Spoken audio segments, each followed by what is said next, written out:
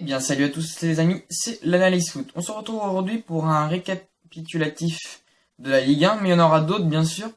Donc je pense faire la Ligue 1, la Liga BBVA, la Bundesliga et la BPL. Mais la BPL n'est pas encore finie, donc ça va arriver je pense en dernière position, parce que ils ont encore le Boxing Day à faire, le lundi et mardi, et je crois mercredi, je suis pas trop sûr. Donc là pour aujourd'hui on va juste faire la Ligue 1, donc il va y avoir récapitulatif du classement et récapitulatif du classement des buteurs. Très important.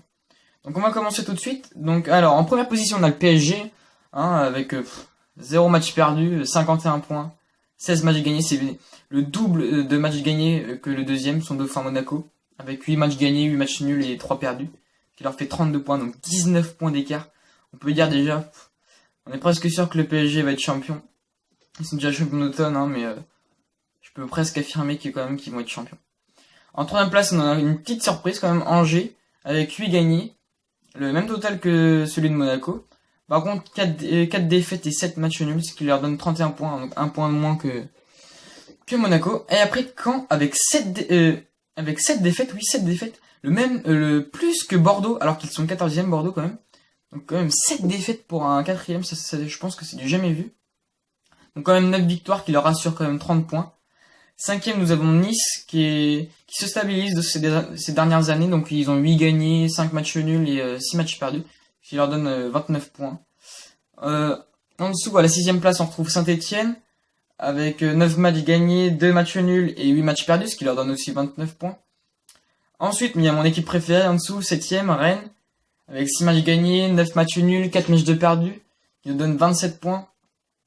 8ème, on a Lorient avec 6 matchs gagnés, 8 matchs nuls, 5 de perdus, 26 points. Donc pour Lorient, j'aime pas trop leur entraîneur Sylvain Ripoll, mais ils font du bon boulot. Hein. Mukanjo, il fait du bon boulot, il est bien arrivé. Je pense que c'est une bonne arrivée. Ils ont bien fait de le recruter. Donc après en 9ème position, on a une petite surprise quand même, Lyon, avec 7 matchs gagnés, 5 nuls et 7 perdus. Donc on espère qu'ils vont se reprendre avec le départ de Fournier et l'arrivée de Genesio. Bon, je sais pas trop ce qu'il donne Genesio, mais on verra bien sur son premier match ce que ça va donner. Hein. Donc il commence la semaine prochaine. Donc ils ont 26 points. 10ème, on a l'OM avec 6 matchs gagnés, 7 matchs nuls et 7 matchs de perdus, ce qui leur donne 25 points. 11ème, on a quand même on est quand même déçu par cette équipe, c'est l'équipe de Lille. Bon, ils ont 5 matchs gagnés, 9 matchs nuls et 5 matchs de perdus, ce qui leur donne 25 points. Bon, on espère qu'avec l'arrivée de Frédéric Antonetti, l'ancien entraîneur de Rennes, ils vont savoir se remotiver et monter plus haut dans le classement, parce que je pense qu'ils visent quand même les places européennes, même si là ça va être très très dur. Bon, quoique il manque que 5 points, il y a que 5 points entre Saint-Etienne et Lille, donc c'est pas non plus énorme. À la deuxième position, on a le GFC Ajaccio, qui était vraiment mal parti. Ils enchaînaient les défaites, ils avaient aucune victoire, et puis petit à petit ils sont remontés. L'entraîneur leur a donné du courage et ils ont réussi à monter dans le classement grâce notamment à leur buteur Larbi, qui a mis 6 buts je crois, qui est vraiment très très fort. Donc ils ont 6 matchs gagnés, 6 matchs nuls et 7 de perdus, ce qui leur donne 24 points tout comme Lille. 13ème on a Nantes, même total que GFC Ajaccio avec 24 points. Donc au début du championnat, je pense qu'on en a fait trop sur le trio d'attaque Adrian, l'autre qui venait de Bordeaux là, je sais plus comment il s'appelle. Et l'autre aussi, je sais plus comment il s'appelle, mais c'est pas grave.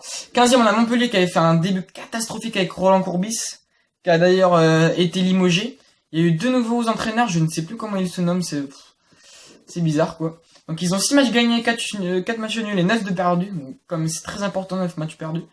Avec 22 points. Après, en 16ème position, on a Bastia, qui ont 6 matchs gagnés, 4 matchs nuls et 9 matchs de perdus. Donc 22 points, le même total que Montpellier. Je crois que j'ai oublié Bordeaux, hein, ils sont 14ème, voilà, j'ai oublié Bordeaux. Ils ont 5 matchs gagnés, 8 matchs nuls et 6 matchs de perdus avec 23 points. Donc 18ème, on a un Guingamp. Guingamp, c'est la débandade. Leur entraîneur, je sais pas ce qu'il fait, Jocelyn Gouvenec, mais à mon avis, leur seul espoir, ça va être la coupe. Hein, à part ça, je vois pas. Hein, 10 matchs de perdus, 5 matchs de gagnés, 4 matchs nuls. 19 points. En 19ème, Toulouse. Donc Toulouse, je pense qu'il y a qu'une chose à faire, ce serait de virer leur entraîneur. Hein. Moi, je vois pas à quoi il sert. Ils ont que 3 matchs gagnés, n'empêche.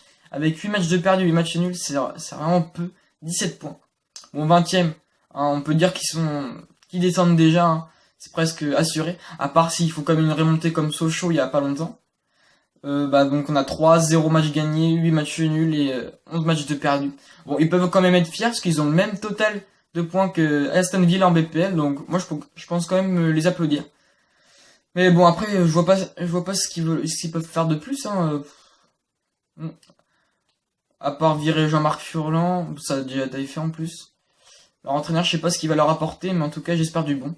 Bon bah on se retrouve à tout de suite pour le classement des buteurs. Et on se retrouve pour le classement des buteurs, donc on va commencer. Hein. Donc en première position, on a Zlatan Ibrahimovic, hein, 15 buts, 14 matchs, un ratio de 1 but par match. Donc que dire, hein, c'est extraordinaire. Hein. En deuxième place, on a le buteur dont je vous parlais tout à l'heure, Mukonjo, avec 11 buts en 19 matchs. C'est le même taux 11 buts 19 matchs que Batshuayi. Hein. Ils ont un ratio de 0,58 buts par match. Donc en gros, un but tous les 2 matchs, hein, si vous préférez.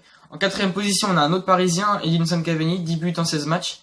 Il a un meilleur ratio que Mukonjo et Batshuayi, mais il se retrouve à la 4e place. En 5e position, on a Ben Arfa, qui a fait du bien au championnat de France. Donc il a mis 7 buts en 18 matchs, avec un ratio de 0,39 buts par match, donc en gros, un but tous les 3 matchs. Donc en dessous, on a celui qui fait la paire avec Ben Arfa, Valère Germain, hein, 7 buts en 19 matchs avec un ratio de 0,32 buts par match, un but tous les 3 matchs si vous préférez.